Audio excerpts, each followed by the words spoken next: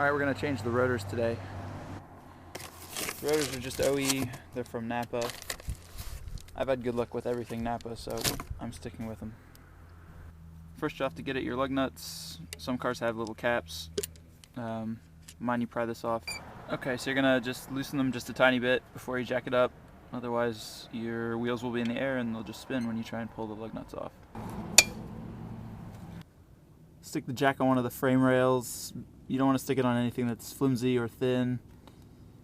Yeah, frame rails are the best way to go if you don't have a place in your car in the owner's manual that says where to put the jack. So as soon as the tire's off the concrete, that's far enough to jack it up. You just need to be able to pull the tire off the hub. Alright, so to get the caliper off, you need a 5/8 Allen key, and the bolts to get these off are actually on the back side here, and there's one in the same position down at the bottom, down here. And remember, they're backwards from what you think when you're rotating them because they're on the back side. So once the caliper's off, you need to either hang it on something so that it's not hanging by the brake hose here, or I've put this block here that it can set on without stretching that out too much, but if you pull this it can snap, basically then stretch and wear out under stress. It's pretty simple and straightforward. You don't actually have to take the bolts out that you were unscrewing. If you decide to replace your brake pads at the same time, they're really easy. They're right here and they just are clamped in. So just pull them off and pop the other ones back on. You're going to need some high temperature brake grease for that. And if these look dry when you pull them out, the bolts that you unscrewed to take the caliper off, you're going to want to put some of that grease around the threads of that too before you put them back in.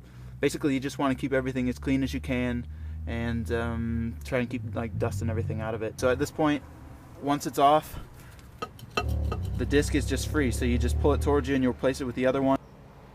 Whether you're replacing the pads or just the rotor, you're going to need to compress the cylinder of the caliper back inside a little bit, basically because what you're putting on is thicker than what you're taking off.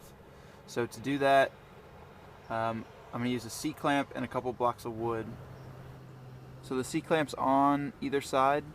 The part of the C-clamp that screws is going to go against the wood so you don't grind into the back side of the caliper, and as you just wind this tighter, it's going to push that piston back inside of the caliper. That's going to allow you to have enough space to put your caliper back over the disc once you've replaced the rotor or the brake pads or both. And for the most part, reassembly is the same as disassembly. There are no extra steps. It'll just be 2 bolts, and then the wheel will go back on with the lugs and you can do the other side. Alright, so my discs are off. You can see that there's a really deep score in them. These are way beyond tolerance. These are the stock ones from the car. Basically, this is a good thing to have done if your car's got any more than about 100,000 miles on it.